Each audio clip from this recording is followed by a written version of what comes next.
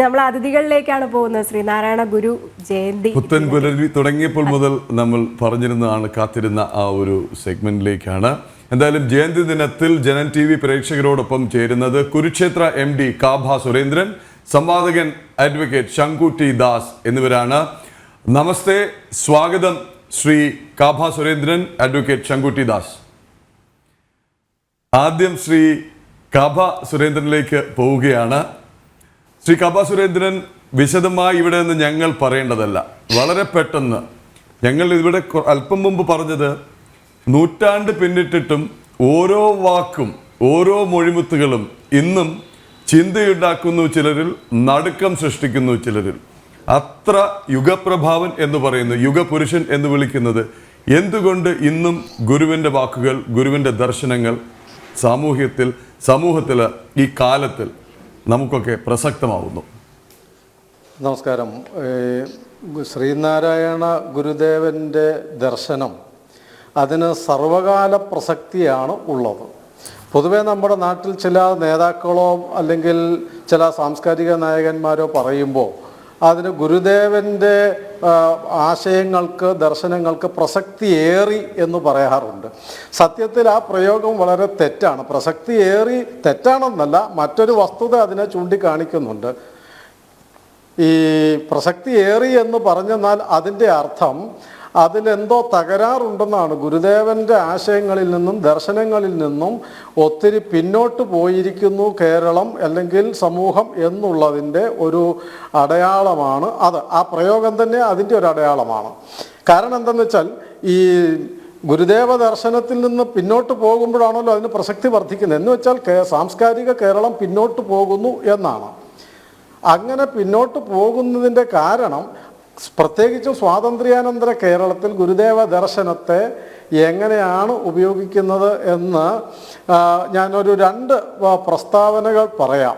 ഒന്ന്, ശ്രീനാരായണ ഗുരുദർശനത്തെക്കുറിച്ച് ശ്രീ EM ശങ്കരൻ നമ്പൂതിരിപ്പാട് പറഞ്ഞത്, ജാതി വിരോധത്തെ സംബന്ധിച്ചിടത്തോളം സ്വാമി സന്ദേശം സ്വീകരിക്കുന്നുണ്ടെങ്കിലും ഇന്നത്തെ കേരളത്തിലെ പ്രധാന പ്രശ്നങ്ങൾക്ക് സ്വാമി സന്ദേശത്തിൽ നിന്നും മാത്രം പരിഹാരം കിട്ടുമെന്ന് ഞാൻ വിശ്വസിക്കുന്നില്ല. ഇത് ഗുരുദേവൻ്റെ ദർശനത്തെക്കുറിച്ച് കേരളത്തിൻ്റെ ആദ്യത്തെ മുഖ്യമന്ത്രി, എന്നുവെച്ചാൽ ഈ തെരഞ്ഞെടുക്കപ്പെട്ട ആദ്യത്തെ കേരള രൂപീകരണത്തിന് ശേഷമുള്ള ആദ്യത്തെ മുഖ്യമന്ത്രിയുടെ പ്രസ്താവനയാണ്. കേരളത്തെ ബൗദ്ധികമായി സ്വാധീനിച്ച ശ്രീ K ദാമോദരൻ ഗുരുദേവൻ്റെ ദർശനത്തെക്കുറിച്ച് പറഞ്ഞത്, ഗുരുവിൻ്റെ മതപരവും ദേശീയവും സാംസ്കാരികവുമായ സിദ്ധാന്തങ്ങൾ ലിബറൽ ബൂർഷ്വാസിയുടേതിൽ നിന്നും വ്യത്യസ്തമായിരുന്നില്ല. ഫ്യൂഡലിസത്തെ അദ്ദേഹം എതിർത്തുവെങ്കിലും ഈ സമരത്തിൽ ബഹുജനങ്ങളെ ആകർഷിച്ച് അണിനിരത്താൻ കെൽപ്പുള്ള സാമ്പത്തിക പരിപാടികൾ അദ്ദേഹത്തിനുണ്ടായിരുന്നില്ല. ഇതാണ് ഗുരുദേവ ദർശനത്തെക്കുറിച്ച് K ദാമോദരൻ പറഞ്ഞത്, EM ശങ്കരൻ നമ്പൂതിരിപ്പാട് പറഞ്ഞത്. പക്ഷെ ഞാനൊരു പുസ്തകത്തെ കാണിക്കാം ഇപ്പോൾ. ഇത് ശ്രീനാരായണ ഗുരു ദ പ്രോഫറ്റ് ഓഫ് റിനൈസൻസ് എന്നാണ്. 1971 കേരളത്തിലെ മറ്റൊരു സാംസ്കാരിക നേതാവ്, നവോത്ഥാന നായകൻ ആയിരുന്ന P പരമേശ്വരൻ 1971 എഴുതിയ പുസ്തകമാണ് ശ്രീനാരായണ ഗുരുദേവൻ നവോത്ഥാനത്തിൻ്റെ പ്രവാചകൻ എന്ന പുസ്തകം. അത് 1979 ഇംഗ്ലീഷിലേക്ക് വിവർത്തനം നടത്തുകയും രാജ്യമൊട്ടാകെ പ്രചരിപ്പിക്കുകയും ചെയ്തു. ഞാൻ പറഞ്ഞത്, ഗുരുദേവ ദർശനത്തിന് എല്ലാ കാലത്തും പ്രസക്തിയുണ്ട്. ആധുനിക കേരള നവോത്ഥാനത്തിൻ്റെ നായകൻ, പ്രവാചകൻ തന്നെ ശ്രീനാരായണ ഗുരുവാണ് എന്നാണ് പരമേശ്വർജി പ്രസ്താവിച്ചത്.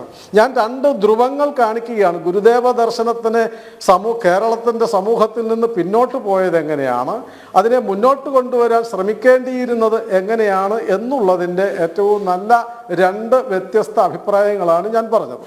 ഗുരുദേവ ദർശനം എക്കാലത്തും പ്രസക്തി ഉള്ളതാണെന്ന് ഞാൻ പറഞ്ഞു. ശതാബ്ദി ആഘോഷിക്കുന്ന മറ്റൊരു വേളയാണല്ലോ ഇത്. സർവമത സമ്മേളനത്തിൻ്റെ ശതാബ്ദിയാണ് ഇപ്പോൾ ഈ വർഷം 2024 എന്ന് പറയുന്നത്.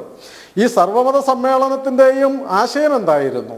മതങ്ങളൊന്നും പോരടിച്ച് തീർക്കേണ്ടതല്ല, പൊരുത് ജയിപ്പത് അസാധ്യം ഒന്നിനോടൊന്നൊരു മതവും പൊരുതാൽ ഒടുങ്ങുകയില്ല എന്ന ഗുരുദേവന്റെ ആശയമുണ്ടല്ലോ, അതിൻ്റെ പ്രഖ്യാപനമായിരുന്നു, പുനഃപ്രഖ്യാപനമായിരുന്നു ആലുവ അദ്വൈതാശ്രമത്തിൽ നടന്ന സർവമത സമ്മേളനം. ആ സർവമത സമ്മേളനത്തിൽ വാദിക്കാനും ജയിക്കാനുമല്ല, അറിയാനും അറിയിക്കാനുമാണ്. അതായിരുന്നല്ലോ മുദ്രാവാക്യം.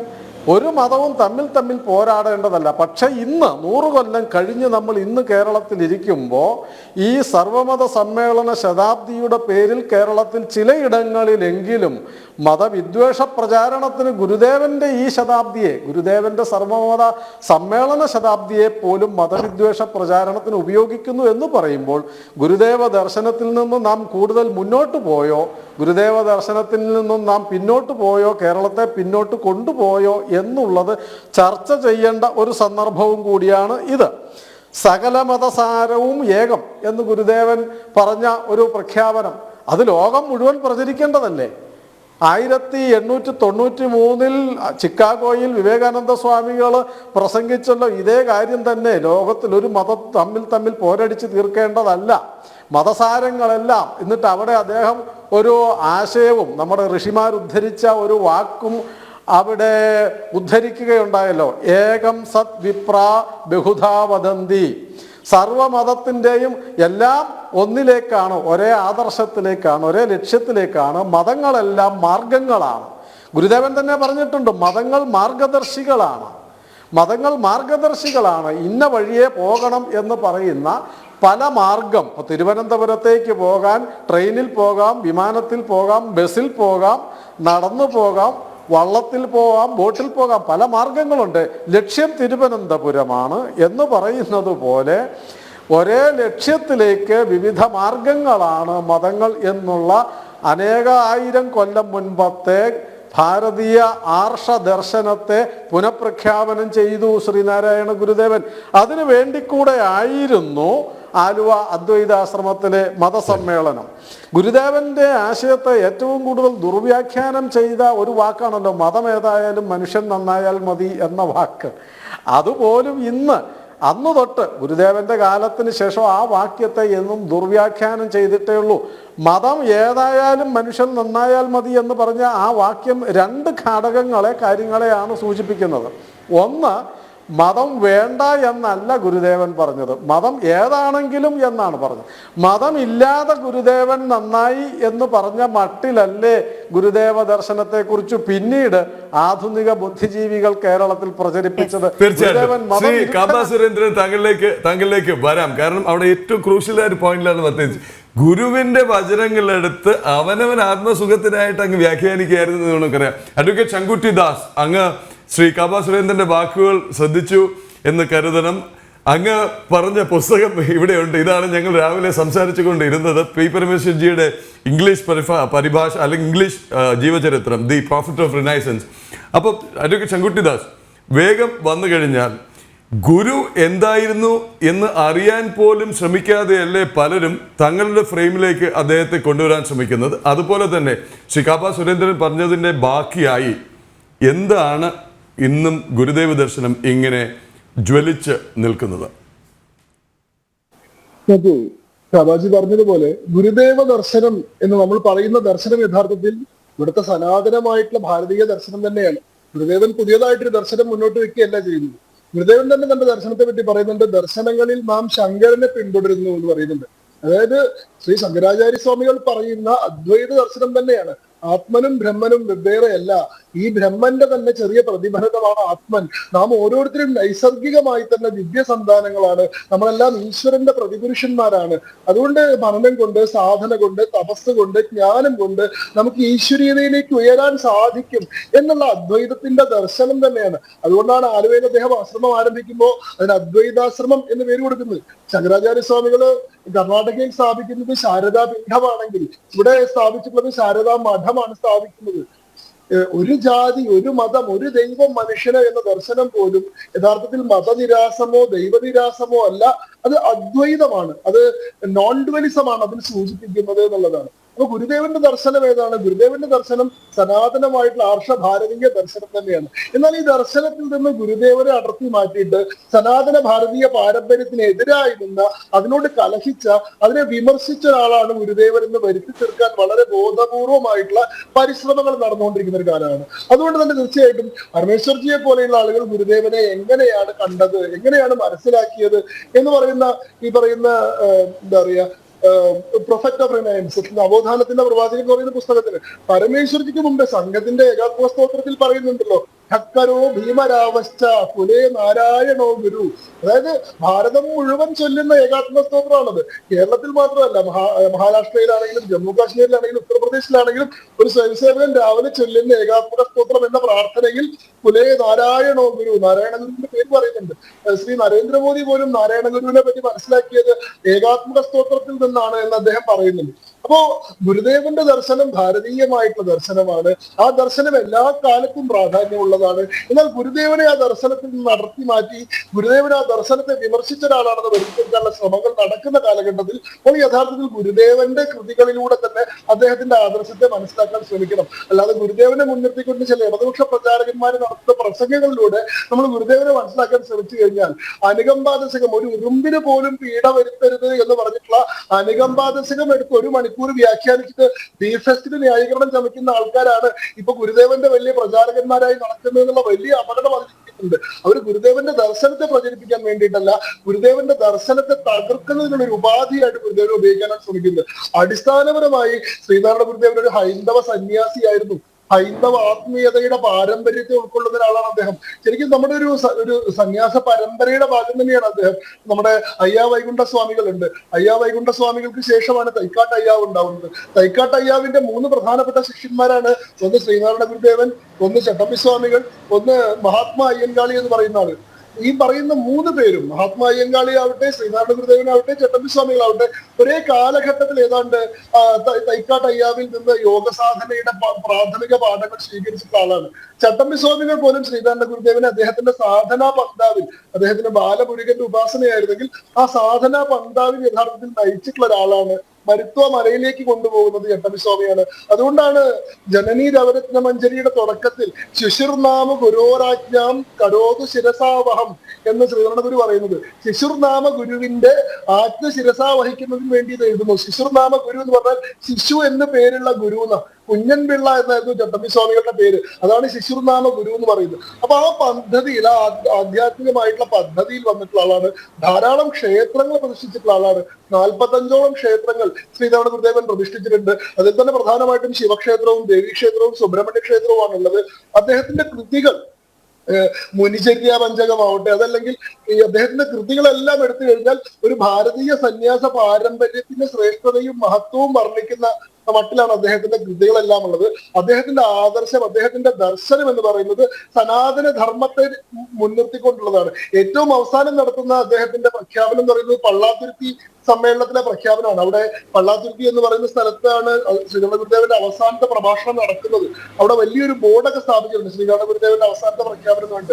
ആ പ്രഖ്യാപനത്തിൽ 1927 നടന്നിട്ടുള്ള പള്ളാത്തുരുത്തി പ്രഖ്യാപനത്തിൽ ഗുരുദേവൻ പറയുന്നത്, ഒരു ജാതി, ഒരു മതം, ഒരു ദൈവം എന്ന നമ്മുടെ ആശയത്തെ നയിക്കാൻ ഏറ്റവും ശരിയായിട്ടുള്ള പദ്ധതി സനാതന ധർമ്മമാകുന്നു. അതുകൊണ്ട് സനാതന ധർമ്മത്തെ നാം മുറുകെ പിടിക്കുക എന്നാണ് ഗുരുദേവൻ പറയുന്നത്.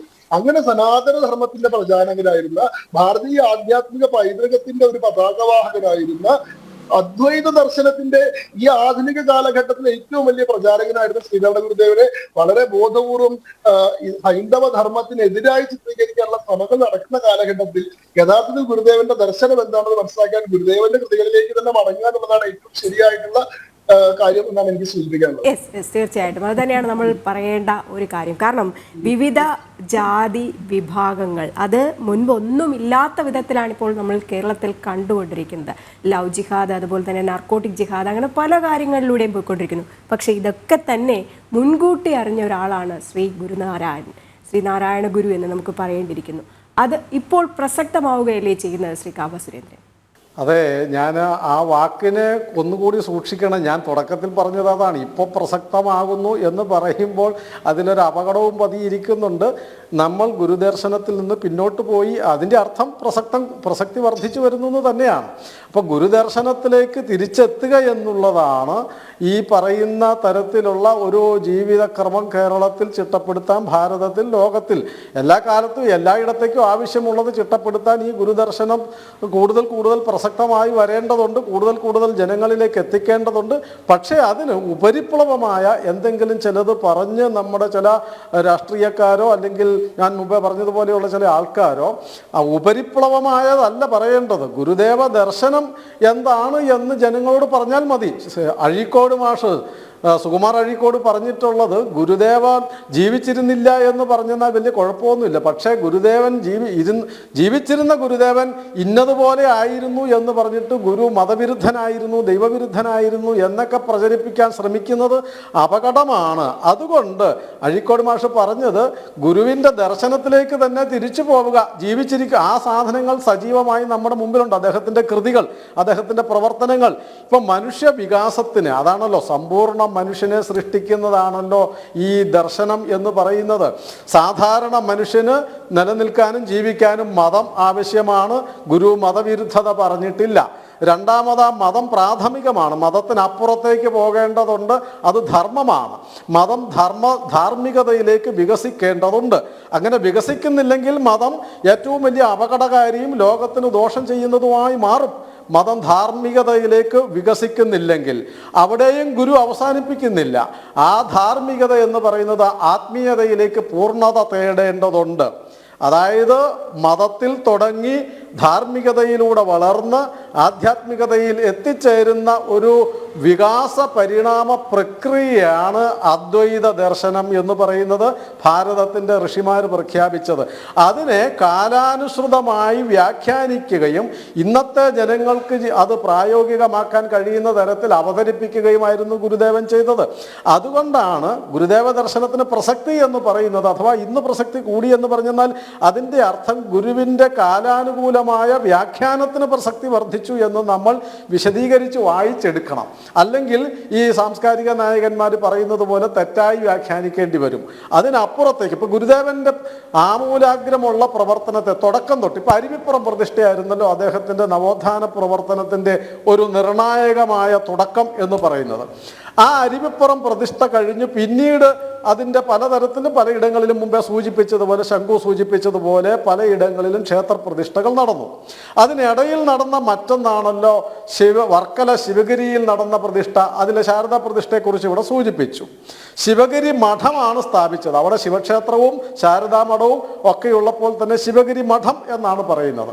അപ്പോൾ ക്ഷേത്രപ്രതിഷ്ഠയും ആ മുമ്പേ പറഞ്ഞ ധാർമ്മികതയെ, ആധ്യാത്മികതയെ പഠിപ്പിക്കുന്ന മഠം സ്ഥാപിക്കുന്നു. പിന്നീട് അദ്വൈതാശ്രമം സ്ഥാപിക്കുന്നു. അപ്പോൾ ക്ഷേത്രപ്രതിഷ്ഠയിലൂടെ, മഠത്തിൻ്റെ സ്ഥാപനത്തിലൂടെ അദ്വൈത ആശ്രമത്തിലേക്കുള്ള ഒരു വികാസ പരിണാമവും കാണിക്കുന്നുണ്ട്. മറ്റൊന്നുകൂടി ഞാൻ സാന്ദർഭികമായി പ്രത്യേകം എടുത്തു പറയണമെന്ന് ഞാൻ വിചാരിക്കുന്ന ഒരു കാര്യം, ഈ ഗുരുദേവൻ്റെ പ്രതിഷ്ഠയെക്കുറിച്ച് നമ്മുടെ ആധുനിക കപടബുദ്ധിജീവികൾ പറയാറുള്ളൊരു വാക്യമുണ്ട്.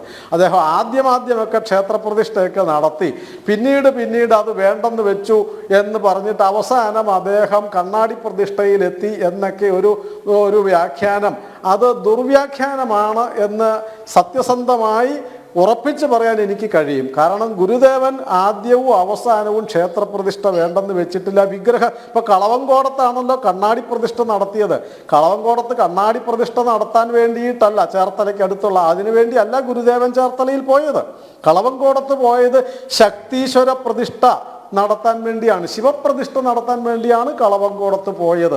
അവിടെ ഉണ്ടായ ചില തർക്കങ്ങൾ, ഒരു KC കുട്ടൻ എന്ന് പറയുന്ന ഒരാൾ സഹോദരൻ അയ്യപ്പൻ്റെ പിൻഗാമിയാണെന്ന് പറഞ്ഞുകൊണ്ട് കുറേ യുക്തിവാദികളെ കൊണ്ടുവന്ന് ഇവിടെ കല്ല് പ്രതിഷ്ഠിക്കാൻ അനുവദിക്കില്ല എന്ന് ശണ്ട കൂടുകയും ആ ശണ്ടയെ പരിഹരിക്കുവാൻ വേണ്ടി ഗുരുദേവൻ കണ്ടെത്തിയ ഒരു മാർഗമായിരുന്നു കണ്ണാടി വാങ്ങിച്ചുകൊണ്ട് വരാൻ പറയുകയും അതിൻ്റെ മുകളിലെ രസം ചുരണ്ടിക്കളഞ്ഞ് ഓം ശാന്തി, അതിൽ ഓം എന്ന് വരച്ചപ്പം രസം ചുരണ്ടിയടുത്ത് ഓമിൻ്റെ ദീർഘമില്ല, ഓം ശാന്തി എന്നേ ഉള്ളൂ.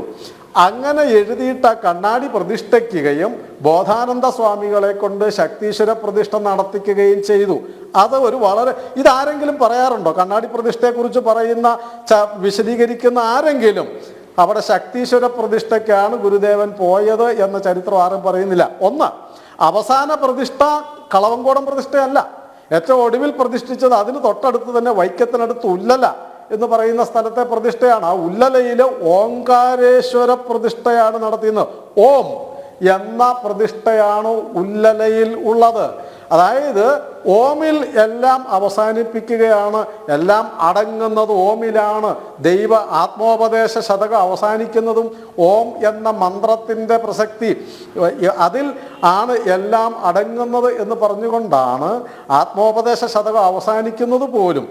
അപ്പം ഗുരുദേവൻ്റെ ക്ഷേത്രപ്രതിഷ്ഠകൾ, കൃതികൾ ഒക്കെ എടുത്താൽ ഈ ദർശന വൈവിധ്യത്തെ മുഴുവൻ നമുക്ക് കാണാൻ കഴിയും.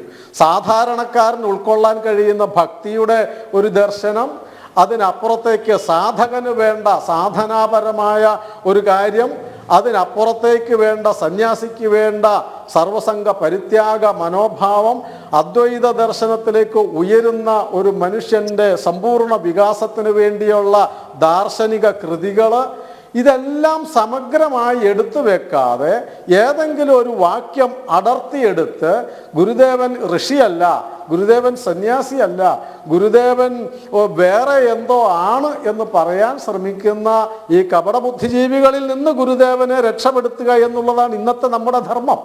നമ്മൾ ചെയ്യാനുള്ളത് ആധുനിക ഗുരുദേവനെ ആരാധിക്കുന്ന പോരാ, പിന്തുടരാൻ ആഗ്രഹിക്കുന്ന, ഗുരുദേവ ദർശനത്തെ പിന്തുടരാൻ ആഗ്രഹിക്കുന്ന, അനുസന്ധാനം ചെയ്യാൻ ആഗ്രഹിക്കുന്നവർ മുഴുവൻ ചെയ്യേണ്ടത് രണ്ട് കാര്യമാണ് എന്നാണ് എനിക്ക് തോന്നുന്നത്. ഒന്ന്, ഗുരുദേവ ദർശനങ്ങളെ പഠിക്കുക, അദ്ദേഹത്തിൻ്റെ ജീവിതവും കൃതികളും പ്രവർത്തനങ്ങളും സമഗ്രമായി പഠിക്കുക എന്നുള്ളതാണ് ഒരു പ്രധാന കാര്യം. രണ്ടാമത്, ആ ദർശനത്തെ പ്രചരിപ്പിക്കുകയും പ്രഘോഷിക്കുകയും ചെയ്യുക. അപ്പോഴാണ് മുമ്പേ അങ്ങ് ചോദിച്ചതുപോലെ ഗുരുദേവ ദർശനത്തിൻ്റെ പ്രസക്തി എന്ന് ചോദിച്ചില്ലേ, ഈ പ്രസക്തി എന്ന് പറയുന്നത് നിരന്തരം പഠിപ്പിക്കണമെന്ന് ഞാൻ പറയാൻ കാരണം, ഇന്നത്തെ തലമുറയെ പഠിപ്പിച്ചു, അടുത്ത തലമുറയ്ക്ക് കിട്ടണ്ടേ ഇത്? അപ്പോൾ ഓരോ തലമുറയ്ക്കും ഇത് കിട്ടേണ്ടതുണ്ട്, എല്ലാ തലമുറയിലും കിട്ടേണ്ടതുണ്ട്. ഈ ദർശനം, അദ്വൈത ദർശനം എന്ന് പറയുന്നത് താൽക്കാലികമല്ല. ശങ്കരൻ്റെ മതം തന്നെ നമ്മുടെ മതം എന്ന് അദ്ദേഹം ഉറപ്പിച്ച് പ്രഖ്യാപിച്ചത് എന്തിനാ? മതം എന്ന് പറയുമ്പോൾ ഇന്നത്തെ സങ്കുചിതമായ അർത്ഥത്തിലല്ല. അദ്വൈത ദർശനം എന്ന വിവേകാനന്ദ സ്വാമികൾ പറഞ്ഞിട്ടുണ്ട്, ഭാവി ലോകത്തിൻ്റെ മതം അദ്വൈതമായിരിക്കും എന്ന് പറഞ്ഞിട്ടുണ്ട്. ഭാവി ലോകത്തിൻ്റെ മതം, ആ അദ്വൈത ദർശനത്തിനെയാണ് ഋഷിമാർ പറഞ്ഞ, ഉപനിഷത്തുക്കൾ പ്രഖ്യാപിച്ച, ഭഗവത്ഗീത പ്രചരിപ്പിച്ച അദ്വൈത ദർശനം, ശങ്കരാചാര്യർ വീണ്ടും എടുത്ത് അത് വിതരണം ചെയ്ത അദ്വൈത ദർശനം, ഗുരുദേവൻ കാലാനുസൃതമായി വ്യാഖ്യാനിച്ച അദ്വൈത ദർശനം, ഭാവി ലോകത്തിൽ മതസംഘർഷം ഇല്ലാതിരിക്കണമെങ്കിൽ, മതവിദ്വേഷമില്ലാതെ എല്ലാ മതങ്ങളും പുലരട്ടെ, ഒരു പൂങ്കാവനം പോലെ, പൂന്തോട്ടം പോലെ അല്ല. പൂന്തോട്ടം എന്ന് പറഞ്ഞെന്നാൽ വെട്ടി ഒരുക്കി സൗന്ദര്യവൽക്കരണം നടത്തി കൃത്രിമമായി ഉണ്ടാക്കുന്നതാണ് പൂന്തോട്ടം. പൂങ്കാവനം എന്ന് പറഞ്ഞെന്നാൽ സ്വതവേ വളർന്നു വരുന്ന പൂച്ചെടികൾ, പല നിറം, പല സൗരഭ്യം, പല വലുപ്പം ഒക്കെയുള്ള ആ പൂങ്കാവനമായി ലോകത്തിലെ മതരംഗം മാറണമെങ്കിൽ മതവിദ്വേഷമില്ലാത്ത, മതദ്വേഷം അവിടെ അരുവിപ്പുറത്ത് എഴുതി വെച്ചതല്ലേ, ജാതിഭേദം മതദ്വേഷം, ആ മതദ്വേഷം ഇല്ലാത്തൊരു ലോകം ഉണ്ടാകണമെങ്കിൽ ഗുരുദേവൻ പുനഃപ്രഖ്യാപനം ചെയ്ത ഈ ദർശനത്തെ ലോകത്തിൽ വിതരണം ചെയ്യേണ്ടി വരും. അങ്ങനെ ലോകത്തിന് വിതരണം ചെയ്യാനുള്ള ദൗത്യം ഏറ്റെടുക്കലാണ് ഗുരുവിനെ ആരാധിക്കുന്ന എല്ലാവരും ചെയ്യേണ്ടത്, ഗുരുവിനെ പിന്തുടരുന്നവരെല്ലാവരും ചെയ്യേണ്ടത്. ഗുരുവിനെ ആദരിക്കുന്നു, ഗുരുദേവ ദർശനത്തിനെ ഉൾക്കൊള്ളാൻ തയ്യാറുള്ള എല്ലാവരും ചെയ്യേണ്ടത് കൃത്രിമമായ അവതരണമല്ല. മതമഹാസമ്മേളനത്തിൻ്റെ ശതാബ്ദിയിൽ ഗുരുദേവ ദർശനത്തിൻ്റെ ഈ പ്രത്യേക പ്രസക്തിയെ ലോകത്തിലേക്ക് വിളിച്ചു പറയേണ്ടതുണ്ട് എന്നും എനിക്ക് തോന്നുന്നു. തീർച്ചയായിട്ടും ശങ്കുട്ടിദാസിലേക്ക് പോവുകയാണ്. ശങ്കുട്ടിദാസ്, ഈ അഴിമതിയില്ലാ ഭരണം നീതിയെ ക്ഷണിച്ചു വരുത്തുമെന്ന് പണ്ടേ പ്രവചിച്ച ആളാണ് ശ്രീനാരായണ ഗുരു. നമുക്കറിയാം, ഈ ശ്രീനാരായണ ഗുരുവിൻ്റെ ദർശനങ്ങളും വാക്കുകളും ഒക്കെ തന്നെ പണ്ട് പേടിച്ചിരുന്നത് ജന്മിത്വവാദികളായിരുന്നു. പക്ഷേ ഇപ്പോൾ ഇത് കമ്മ്യൂണിസ്റ്റിലേക്ക് ഒതുങ്ങിയിരിക്കുന്നു. അവരാണ് ഈ ഒരു പേടി ഉണ്ടാക്കി എടുക്കുന്നതും. ഒപ്പം ഞാൻ നേരത്തെ പറഞ്ഞതുപോലെ അഴിമതി ഇല്ലാ ഭരണം നീതിയെ ക്ഷണിച്ചു വരുത്തുമെന്ന ആ മുൻപ് വർഷങ്ങൾക്ക് മുൻപ് അദ്ദേഹം പറഞ്ഞ ഒരു കാര്യവും കൂടി ഇപ്പോൾ അത് യാഥാർത്ഥ്യമാവുകയല്ലേ ചെയ്യുന്നത്? തീർച്ചയായിട്ടും അതെ. നോക്കൂ, ശ്രീനാരായണ ഗുരുദേവനെ വ്യത്യസ്തനാക്കുന്ന ആധ്യാത്മികവാദികൾക്കിടയിൽ, ആത്മീയവാദികൾക്കിടയിൽ, സന്യാസിമാർക്കിടയിൽ തന്നെ ഗുരുദേവനെ വ്യത്യസ്തമാക്കുന്ന ഒരു ഘടകം അദ്ദേഹത്തിന്റെ ആത്മീയതയ്ക്ക് മുകളിൽ അദ്ദേഹത്തിന്റെ സാമാജിക പ്രതിബദ്ധതയെ ഉയർത്തിപ്പിടിച്ചതാണ്. യഥാർത്ഥത്തിൽ ഒരു സന്യാസി എന്ന് പറഞ്ഞാൽ എല്ലാം ഉപേക്ഷിക്കുന്ന ആളാണ്. ഞാൻ എന്നുള്ള ഭാവം പോലും ഗീതയിൽ പറയുന്ന പോലെ കാമ്യാനാം കർമ്മണാം ന്യാസം സന്യാസം കവയോ വിധു. കാമ്യകർമ്മങ്ങളുടെ പൂർണ്ണമായിട്ടുള്ള ന്യാസാണ് ഞാൻ എന്നുള്ള ബോധം, മമതാബോധം, അത് മുഴുവൻ ഉപേക്ഷിക്കണം. അവനവന് പോലും പിണ്ഡം വെച്ചിട്ടാണല്ലോ. അപ്പൊ ബാക്കിയുള്ള ഒന്നിനോട് ഒരു മമത പുലർത്താണ്ട് എല്ലാത്തിൽ നിന്നും ഉൾവലിയുന്നതാണ് സാധാരണ നമ്മൾ സന്യാസിമാരിൽ കണ്ടുവരുന്നത്. എന്നാൽ വിവേകാനന്ദ സ്വാമികളെ പോലെയുള്ള ആളുകൾ ഈ ദർശനത്തെ എതിർക്കുകയും അവനവന്റെ മോക്ഷം എന്ന് പറയുന്നത് മറ്റുള്ളവർക്കായിട്ട് ചെയ്യുന്ന സേവയിലൂടെ വേണം, അല്ലാണ്ട് എല്ലാവരിൽ നിന്നും ഉൾവലിഞ്ഞ് മാറി നിൽക്കേണ്ടവനല്ല സന്യാസി എന്ന് പറയുന്നുണ്ട്. ആത്മാനാം മോക്ഷാർത്ഥം ജഗത് ഹിതായച്ച, ജഗത്തിന്റെ ഹിതത്തിലൂടെ അവനവന്റെ മോക്ഷം എന്നുള്ള സന്ദേശമുണ്ട്. ശ്രീനാരായണ ഗുരുദേവൻ ഈ ഒരു ദർശനത്തെ വളരെ ശക്തമായിട്ട് ഉയർത്തിപ്പിടിച്ചിട്ടുള്ള ഒരാളാണ്. അതുകൊണ്ട് തന്നെ സമാജത്തിനോടുള്ള പ്രതിബദ്ധത അദ്ദേഹത്തെ നയിച്ചിരുന്ന ഒരു പ്രധാനപ്പെട്ട ഘടകം. ഞാൻ സന്യാസിയാണ്, ഞാൻ എന്റെ മോക്ഷത്തിന് വേണ്ടി ശ്രമിക്കുന്ന ആളാണ്, ബാക്കിയുള്ളവരുടെ പീഡയോ സന്തോഷമോ അവരുടെ സുഖമോ ഇതൊന്നും എന്റെ പ്രശ്നമല്ല എന്ന് അദ്ദേഹം വിചാരിച്ചിട്ടില്ല. ഒരു ശക്തമായിട്ടുള്ള സമാജത്തെ കെട്ടിപ്പടുക്കേണ്ട ബാധ്യതയെ പറ്റി അദ്ദേഹം പറയുന്നുണ്ട്. അതുകൊണ്ട് തന്നെ ഗുരുദേവന്റെ ദർശനങ്ങളിൽ അദ്ദേഹം പഠിപ്പിച്ചിട്ടുള്ള കാര്യങ്ങളിൽ ആധ്യാത്മികത മാത്രമല്ല ഉള്ളത്, ഒരു ശക്തിമത്തായിട്ടുള്ള സമൂഹത്തെ കെട്ടിപ്പടുക്കാൻ വേണ്ടതായിട്ടുള്ള ദർശനങ്ങളെല്ലാം ഉണ്ട്. അതുകൊണ്ടാണ് ഗുരുദേവൻ വിദ്യ കൊണ്ട് പ്രബുദ്ധരാവാൻ പറയുന്നത്.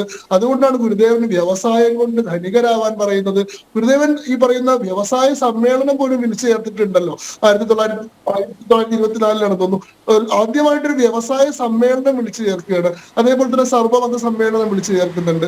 അപ്പൊ ഒരു സമൂഹത്തെ എങ്ങനെ കെട്ടിപ്പടുക്കണം, ഒരു രാഷ്ട്രീയ ബോധമുള്ള സമൂഹത്തെ, അവനവന്റെ നന്മയെ കരുതിയിട്ട് ഒരു മെച്ചപ്പെട്ട നല്ല നാളെ ലക്ഷ്യം വെച്ച് മുന്നേറുന്ന ഒരു സമൂഹത്തെ കെട്ടിപ്പടുക്കാനൊക്കെയുള്ള ശ്രമം ഗുരുദേവൻ നടത്തിയിട്ടുണ്ട്. പക്ഷെ നിലനിൽക്കുന്ന സംവിധാനങ്ങളെ, ആശയങ്ങളെ ഒന്നും തകർത്തുകൊണ്ടോ എതിർത്തുകൊണ്ടോ അല്ല.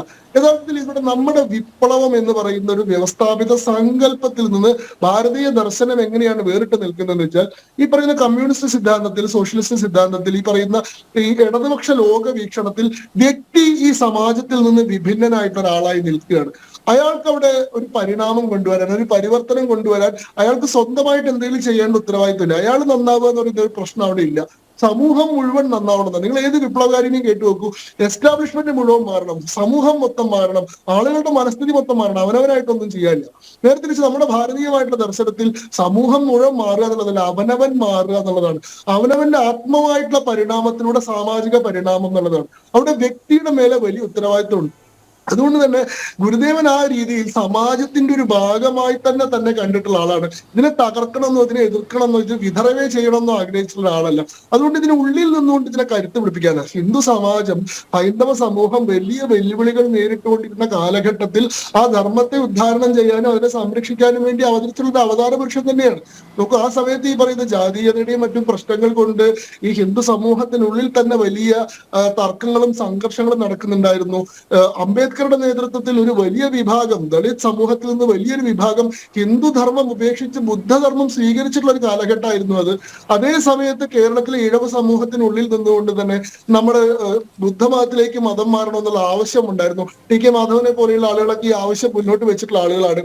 എന്നാൽ അങ്ങനെ ഒരു വലിയ സംഘർഷത്തിന്റെ കാലത്ത് ഇത് യഥാർത്ഥത്തിൽ ഹൈന്ദവ ദർശനത്തിന്റെ ഭാഗമല്ല. ഈ ജാതീയതയോ ഉച്ചനീചത്വമോ ഈ തൊട്ടുതൂടായ്മയൊന്നും ഇത് സാമൂഹികമായിട്ട് വന്നു ചേർന്നിട്ടുള്ള ദുരാചാരങ്ങളാണ്. ഈ ദർശനത്തിന്റെ അടിത്തറ എവിടെയും ഇത്തരത്തിലുള്ള ജാതീയതയെ പിന്തുണയ്ക്കുന്നില്ല. അതുകൊണ്ട് ഇതിനെ ഉപേക്ഷിച്ചു പോവല്ല, ഇതിന് ഉള്ളിൽ നിന്നുകൊണ്ട് ഇതിനെ ശരിപ്പെടുത്തലാണ്, ഇതിനെ ശരിയാക്കി എടുക്കലാണ് നവോത്ഥാനം എന്നുള്ള ദർശനം അദ്ദേഹം മുന്നോട്ട് വെച്ചിരുന്നു. അപ്പൊ അതുകൊണ്ട് തന്നെ അദ്ദേഹം ആ ഒരു വലിയ വെല്ലുവിളിയുള്ള കാലഘട്ടത്തിൽ ഈ കേരളത്തിലെ ഹിന്ദു സമൂഹത്തെ ഒറ്റക്കെട്ടായി നിലനിർത്തുന്നതിൽ വലിയ പങ്ക് വെച്ചിട്ടുള്ള ആളാണ്. ആ രീതിയിലുള്ള സാമാജിക പരിണാമത്തിന്റെ വലിയ ലക്ഷ്യങ്ങൾ അദ്ദേഹം പേറിയിരുന്നു. ഇതുകൊണ്ട് തന്നെ ഗുരുദേവനെ ഈ പറയുന്ന കമ്മ്യൂണിസ്റ്റുകാർ ഉൾപ്പെടെയുള്ള ആളുകൾക്ക് ഇഷ്ടമല്ല. കാരണം എന്താണെന്ന് വെച്ചാൽ അദ്ദേഹം ഒരാൾ വിചാരിച്ചിരുന്നെങ്കിൽ ഈ പറയുന്ന പോലെ ഇന്ന് ഈ കെട്ടുറപ്പുള്ള ഒരു ഹിന്ദു സമൂഹം ഉണ്ടാകില്ലായിരുന്നു. അത് ഉണ്ടാക്കിയിട്ടുള്ള ഒരാൾ എന്നുള്ള ശത്രുത അവർക്ക് ഗുരുദേവനോടുണ്ട്. അതുകൊണ്ടാണ് EMS പോലെയുള്ള ആളുകൾ അല്ലെങ്കിൽ ദാമോദരനെ പോലെയുള്ള ആളുകൾ ഗുരുദേവനെ ബൂർഷ്വാ സന്യാസി എന്ന് വിളിക്കുന്നത്. അതാണ് പറയുന്നതും. ഈ നാട് മൊത്തം ഈ ഒരു സന്യാസിയായ ഗുരുവര്യൻ ക്ഷേത്രങ്ങൾ പണിയുകയാണ് ചെയ്തത്. 80-ലധികം ക്ഷേത്രങ്ങൾ ശിഷ്യന്മാരുമായിട്ട് ചേർന്നു. അങ്ങനെ പറഞ്ഞുകൊണ്ട് നടന്ന ഒരു കാലഘട്ടം ഉണ്ടായിരുന്നു. പഴയ കാലമൊന്നുമല്ല. നിങ്ങളിപ്പോ ആലോചിച്ച് നോക്കി, ഈ അടുത്ത കാലത്തല്ലേ ഗുരുദേവനെ കുരിശിൽ തറച്ചത്, ഗുരുദേവ പ്രതിമ തകർത്തത്, ഗുരുദേവനെ കയറേറ്റി വലിച്ചത്. ഇതൊക്കെ ഈ അടുത്ത കാലഘട്ടത്തിലാണ്. കാരണം എന്താണെന്ന് വെച്ചാൽ ഇവിടെ ഉണ്ടായിക്കൊണ്ടിരുന്ന ഒരു ഹൈന്ദവ ഐക്യമുണ്ട്, ഇവിടെ ഉണ്ടായിക്കൊണ്ടിരിക്കുന്ന ഒരു ഹൈന്ദവ ഏകീകരണമുണ്ട്. ആ ഏകീകരണത്തിന്റെ ഏറ്റവും പ്രധാനപ്പെട്ട ഒരു ബിംബമായിട്ടും കേന്ദ്രമായിട്ടും ശക്തി സ്രോതസ്സായിട്ടും വർത്തിക്കുന്നത് ഗുരുദേവനെ പോലെയുള്ള ആളുകളാണ്. ഗുരുദേവന്റെ ദർശനം ഇവിടെ ഇരിക്കുന്നിടത്തോളം കാലം നമുക്ക് ഹൈന്ദവ സമാജത്തിനുള്ളിൽ ജാതീയത പറഞ്ഞിട്ടോ പരസ്പര വിദ്വേഷം പറഞ്ഞിട്ടോ അവരെ ഭിന്നിപ്പിക്കാനോ അവരെ വോട്ട് ബാങ്കുകളായിട്ട് ഉപയോഗിക്കാനോ സാധിക്കില്ല.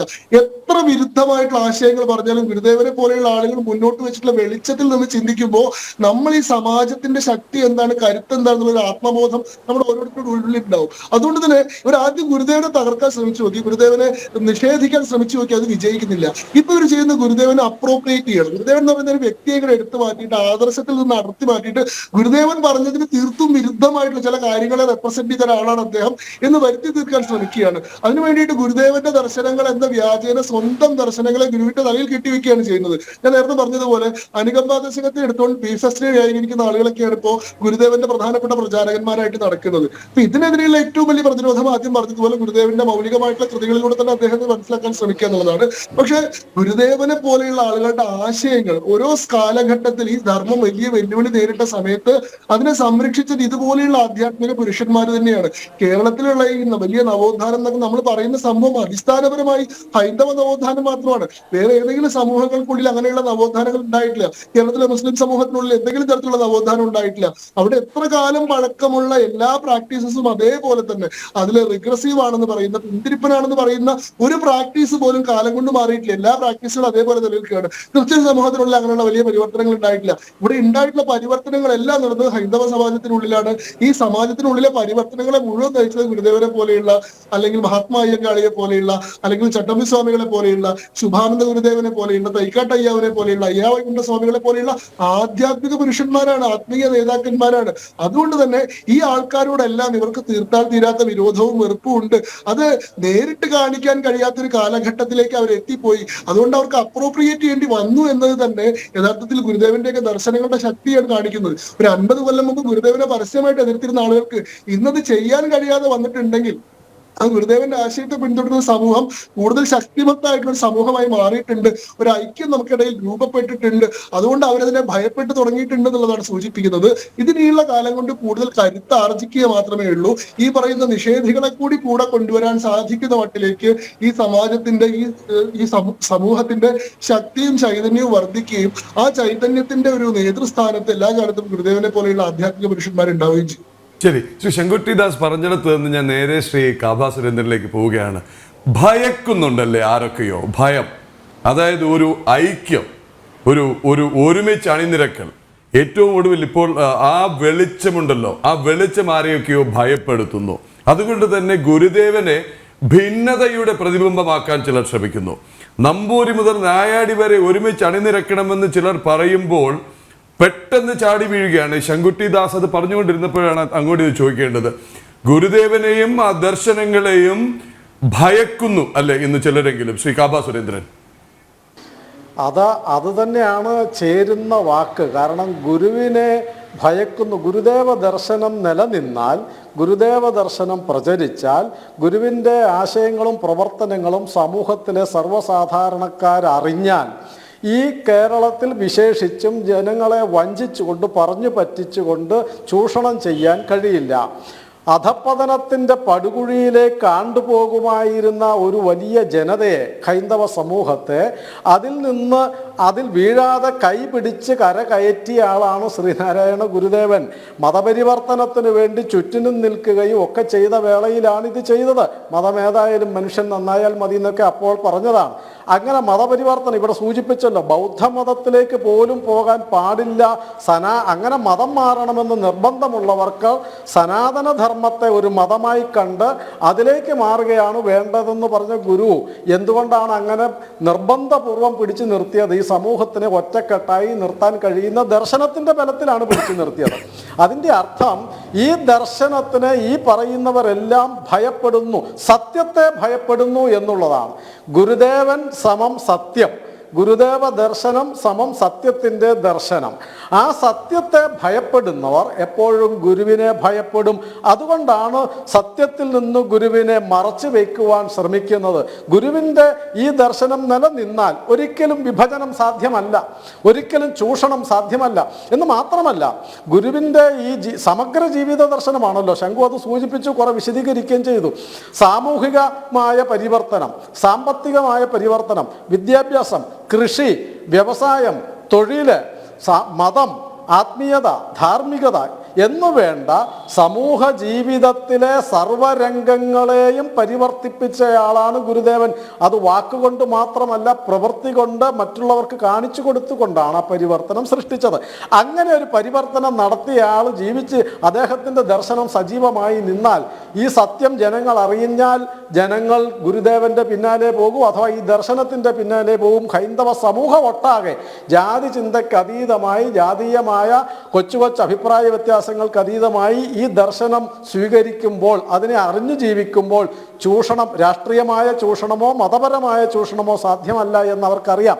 അതുകൊണ്ടാണ് ഇന്ത്യൻ സ്വാതന്ത്ര്യ സമര ചരിത്രം എഴുതിയ EM ശങ്കരൻ നമ്പൂതിരിപ്പാട് ഗുരുദേവന്റെ പടം കൊടുത്തിട്ട് ആ അധ്യായത്തിന്, വേറെ 2-3 പേരുടെ പടമുണ്ട്, ശ്രീനാരായണ ഗുരു, ദയാനന്ദ സരസ്വതി, വിവേകാനന്ദൻ, രാമകൃഷ്ണദേവൻ, ഈ 4 പേരുടെ പടം കൊടുത്തിട്ട് ആ അധ്യായത്തിന്, ഗുരുദേവൻ അടക്കമുള്ള ആ അധ്യായത്തിന് കൊടുത്തിരിക്കുന്ന പേര് ദേശീയതയുടെ വികൃത രൂപം എന്നാണ്. അവരെത്രമാത്രം ഗുരുവിനെ ഭയപ്പെടുന്നു എന്നുള്ളതിന്, എത്രമാത്രം സത്യത്തെ അവർ ഭയന്ന് ഒളിക്കാൻ ശ്രമിക്കുന്നു എന്നുള്ളതിന് ഇതിൽ പരം ഒരു തെളിവുണ്ടോ?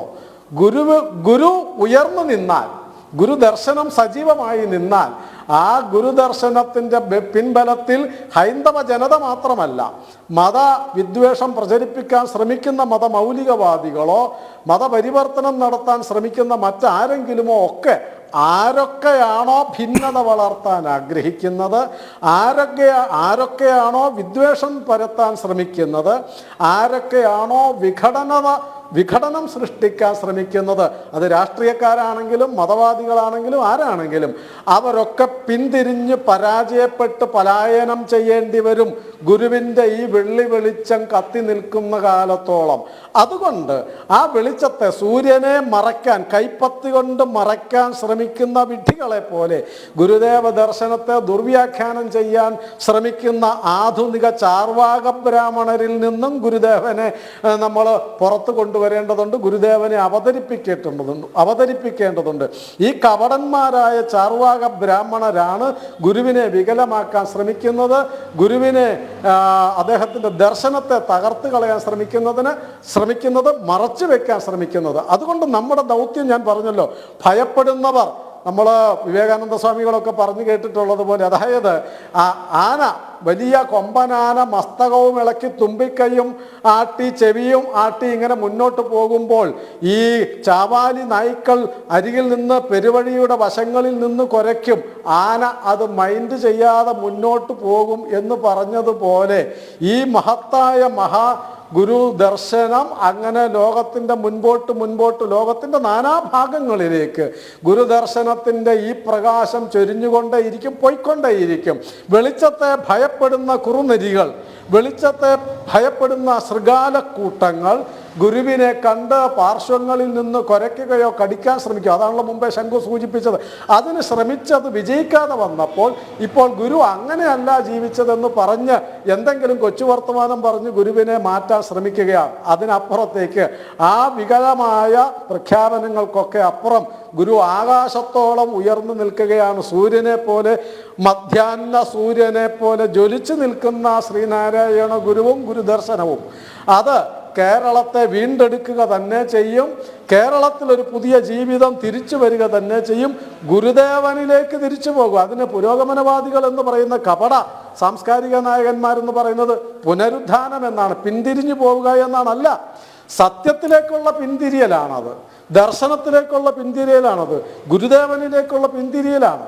അതുകൊണ്ട് സർവരംഗങ്ങളിലും ഉള്ളവർ ചെയ്യേണ്ടത് ഗുരുവിലേക്ക് മടങ്ങിപ്പോവുകയാണ് വേണ്ടത്, ഗുരുദർശനത്തിലേക്ക് പിന്തിരിഞ്ഞു പോവുകയാണ് വേണ്ടത്, സനാതന ധർമ്മത്തിലേക്ക് തിരിഞ്ഞു പോവുകയാണ് വേണ്ടത്. സനാതന ധർമ്മത്തെ ഉന്മൂലനം ചെയ്യാൻ ശ്രമിക്കുന്നു ചിലരൊക്കെ എന്ന് പറഞ്ഞാൽ ഗുരുവിനെ തകർക്കാൻ ശ്രമിക്കുന്നു എന്ന അർത്ഥം. ഗുരുദർശനത്തെ തകർക്കാൻ ശ്രമിക്കുന്നു എന്നാണ് അർത്ഥം. സനാതനധർമ്മത്തെ ഉന്മൂലനം ചെയ്യുവാൻ ദേശീയ തലത്തിൽ തന്നെ മുന്നണികൾ ഉണ്ടായിരിക്കുന്ന ഒരു കാലത്താണ് നമ്മൾ ഗുരുദേവ ദർശനം ചർച്ച ചെയ്യുന്നതെന്ന് ഓർക്കണം. അതുകൊണ്ട് സനാതനധർമ്മത്തെ ഉന്മൂലനം ചെയ്യാൻ ശ്രമിക്കുന്ന രാഷ്ട്രീയ പാർട്ടികൾ, ബുദ്ധിജീവികൾ, കപട സാംസ്കാരിക നായകന്മാർ, മതവാദികൾ, വിഘടനവാദികൾ, തീവ്രവാദികൾ, മതവാദികൾ, ജാതിവാദികൾ ഇവരൊക്കെ പിന്തിരിഞ്ഞോടേണ്ടി വരും ഗുരുദർശനത്തിൻ്റെ കത്തിക്കാളലിൽ. ഗുരുദർശനത്തിൻ്റെ ഈ വെള്ളി വെളിച്ചത്തിൽ, സൂര്യ വെളിച്ചത്തിൽ അതെല്ലാം കെട്ടടങ്ങും, കരിഞ്ഞ് ഒടുങ്ങും, എരിഞ്ഞടങ്ങും. അതുകൊണ്ട് ആ ഗുരുദർശനത്തിലേക്ക് മടങ്ങിപ്പോവുക തന്നെയാണ്, സത്യത്തിലേക്ക് കേരളത്തെ മടക്കിക്കൊണ്ടുപോവുകയാണ് ഗുരുദർശനത്തിന്റെ പേരിൽ പ്രവർത്തിക്കുന്നവരും പ്രസംഗിക്കുന്നവരും ചെയ്യേണ്ടത്. സത്യത്തിലേക്ക് മടങ്ങുക. സത്യത്തെ ഭയപ്പെടുന്നവരെ പിന്തിരിഞ്ഞ് പലായനം ചെയ്യിപ്പിക്കാൻ ഗുരുദേവ ദർശനത്തിലോളം പോകുന്ന മറ്റൊന്നുമില്ല. ആ ഗുരുവിലേക്ക് മടങ്ങലാണ് ഈ ജന്മദിനത്തിൽ നമുക്ക് പറയാനുള്ള ഒരു ദർശനം. സത്യത്തിലേക്ക് മടങ്ങുക എന്നുള്ളതാണ് നാം ചെയ്യേണ്ടത്. ഒറ്റ കാര്യം കൂടി ശ്രീ കാബ സുരേന്ദ്രൻ, സമയം ധാരാളമായി എന്നറിയാം. ഒരു ചെറിയ കാര്യം, ഒരു ചെറിയ ഉത്തരം. ഇന്ന് ഈ പുത്തൻ പുലരി, ഇന്നത്തെ ഈ ഗുരുദേവ സ്മരണ തുടങ്ങിയത് ദൈവദശകം ആലപിച്ചുകൊണ്ടാണ്. ഒരു കൊച്ചുമിടുക്കി ഇപ്പോൾ മ്യൂസിക് കോളേജിൽ പഠിക്കുന്ന ദൈവദശകം 110 വർഷം മുമ്പ് ആ 10 ശ്ലോകങ്ങളിലുള്ള ദൈവദശകത്തോടെ അല്ലാതെ എങ്ങനെ ശ്രീനാരായണ ഗുരു ജയന്തി ആരംഭിക്കും? പക്ഷേ ഒരു ചോദ്യം അപ്പോഴും അവിടെ കിടക്കുന്നു. ഈ ദൈവദശകം സംസ്ഥാനത്തിൻ്റെ പ്രാർത്ഥനാഗീതമാക്കണമെന്നുള്ളൊരു ആവശ്യം ഇങ്ങനെ നിൽക്കുകയാണ്. തെരഞ്ഞെടുപ്പ് അടുക്കുമ്പോൾ മഠങ്ങൾ കയറി ഇറങ്ങുന്നവർ അധികാരസ്ഥാനത്തിലെത്തുമ്പോൾ ദൈവദശകത്തെ എന്തുകൊണ്ട് ഭയക്കുന്നു? ദൈവദശകത്തെ പ്രാർത്ഥനാഗീതമാക്കിയിട്ട് നിങ്ങൾ ആ മഠത്തിൽ കയറി ഇറങ്ങൂ എന്നവരോട് ആരെങ്കിലും പറഞ്ഞിട്ടുണ്ടോ? ശ്രീ കാബ സുരേന്ദ്രൻ, ഇതുകൂടി ഈ ചോദ്യത്തിൻ്റെ ഉത്തരത്തോടു കൂടി നമുക്ക് ഗുരുവിൻ്റെ ഇന്നത്തെ നമ്മുടെ ഈ സെഗ്മെൻറ്റിലെ അനുസ്മരണം സമാപിക്കാം. അതിൻ്റെ കാരണവും ഉണ്ട്. സത്യത്തിൽ ദൈവദശകം അതിലെ ഈ സനാതനധർമ്മം തന്നെയാണ് ഉൾച്ചേർന്നിരിക്കുന്നത്. നീയല്ലോ മായയും മായാവിയും മായാവിനോദനും, നീയല്ലോ മായയെ നീക്കി സായുജ്യം നൽകും ആര്യനും. അത് ശരിക്കും അദ്വൈത ദർശനം തന്നെയാണെന്ന് ഇവർക്കൊക്കെ അറിയാം. അപ്പോൾ ദൈവദശകം സർവമതങ്ങൾക്കും സർവ മനുഷ്യർക്കും ചൊല്ലാൻ കഴിയുന്ന ലളിത സുന്ദര പദങ്ങളോട് കൂടിയ ഒരു പ്രാർത്ഥനാഗീതമാണെങ്കിലും അതിലടങ്ങിയിരിക്കുന്ന ഇൻവെർട്ടഡ് കോമായിൽ അവർ മുമ്പേ സൂചിപ്പിച്ചതുപോലെ അവർ ഭയപ്പെടുന്ന കണ്ടൻ്റാണ് അതിനുള്ളിലുള്ളത് എന്നുള്ളതാണ്. അപ്പോൾ സത്യത്തിൽ എല്ലാ മതവാദികൾക്കും മതമില്ലാത്തവർക്കും ഒക്കെ, കാരണം പ്രത്യക്ഷത്തിൽ ഇതിനകത്ത് ഏതെങ്കിലും ഒരു ദൈവത്തെ എടുത്തു പറയുന്നില്ലല്ലോ, ഒരു ദേവതയെ എടുത്തു പറയുന്നില്ല. അപ്പോൾ അത് സർവമത പ്രാർത്ഥന ആക്കാവുന്നതാണ് സത്യത്തിൽ. അപ്പോൾ എനിക്കും അതുതന്നെയാണ് സൂചിപ്പിക്കാനുള്ളത്.